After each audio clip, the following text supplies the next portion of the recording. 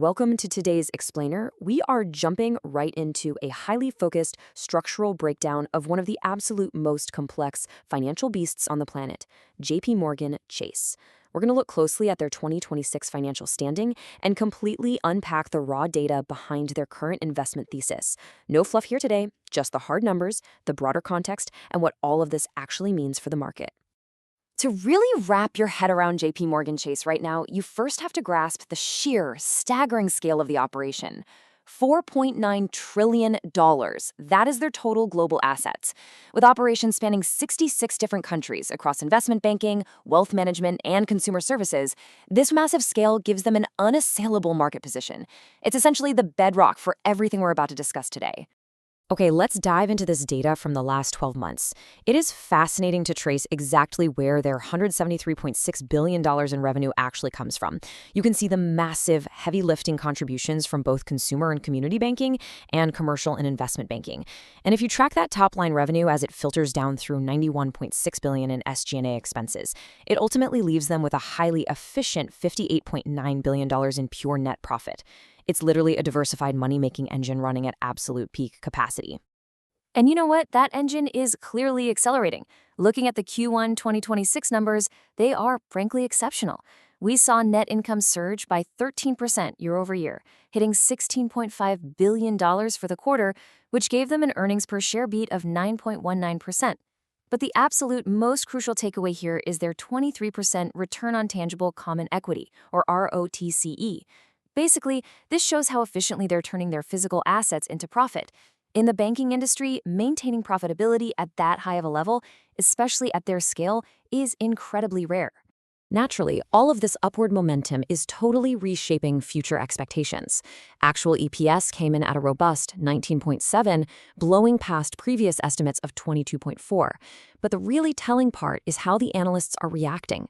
Over the last 90 days alone, 7 different analysts have actually revised their upcoming earnings expectations upwards. Wall Street is looking at JPMorgan's record markets revenue, alongside a massive 28% jump in investment banking fees, and they are actively raising the bar for what they expect this bank to do next. But they aren't just sitting on those profits, they're aggressively planning for the future.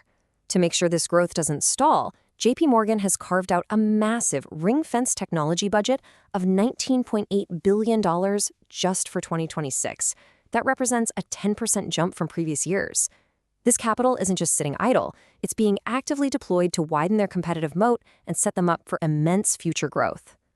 So you end up with this really cool dynamic. On one hand, their core business is thriving on traditional consumer banking and asset management. I mean, they're hitting $4.8 trillion in assets under management. But on the other hand, that massive tech spend is laser-focused on AI. And it's already paying off, delivering 30 to 40% efficiency gains across their risk models, their trading algorithms, and their fraud prevention systems. They're essentially bridging their deep legacy banking roots with futuristic, hyper-efficient operational tools. So with all of this operational growth, the record quarterly revenue, and those crazy AI efficiencies, it begs a pretty logical question. Given these stellar metrics, is JPM currently trading at a massive discount? Let's pivot and look at the hard numbers behind their intrinsic valuation to see what's really going on. Well, according to the fundamental metrics, the answer is a resounding yes. Based on analyst data, the bank has an 18.4% fair value upside. Even with the current stock price hovering around $306, the intrinsic fundamentals are screaming that the bank still has significant room to run before it's accurately priced by the broader market. Let's define what that upside actually looks like in practice. That 18.4% points us directly to a fair value target of $352.08. You might be wondering, why is it so high? Well, right now, JPM's forward PE ratio is sitting at just 13.7. When you factor in their near-term earnings growth, their incredible 15-year continuous streak of dividend increases, and their active share buybacks, that PE multiple is actually remarkably low compared to their peers. By every fundamental valuation metric we look at, the bank appears undervalued. Now, what's really interesting about this is the jarring contrast we get when we look at the momentum and technical indicators. Despite everything we literally just covered, the 18.4% fundamental upside, the record earnings, the AI boosts, the technical indicators spanning moving averages and various oscillators are actually flashing a strong sell. In fact, the stock even declined slightly in pre-market trading, completely ignoring their massive earnings beat. So what exactly is the broader market seeing on the horizon that the current fundamental valuation is totally missing? To really understand the market's hesitation here, we just have to listen to Jamie Dimon himself. At a recent investment conference, the CEO delivered a pretty stark warning about an upcoming credit downturn, bluntly calling it worse than expected. It turns out the market isn't reacting to JPM's present successes, it's defensively bracing for macroeconomic turbulence in the near future. Let's systematically unpack the bear case and look at the structural risks threatening their margins right now. First up, expenses. Despite all those tech efficiencies, their expense guidance for FY 2026 is a whopping $105 billion. If revenue growth doesn't outpace that, margins are absolutely going to compress. Second, there's that credit risk Dimon warned us about. The bank has a $50 billion private credit exposure, and with nearly $1 trillion in commercial real estate loans coming due across the broader system, default fears are very real.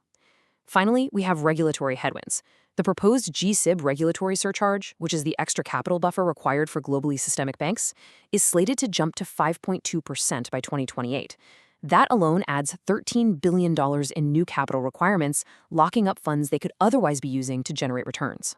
Which brings us to our final provocative thought for today.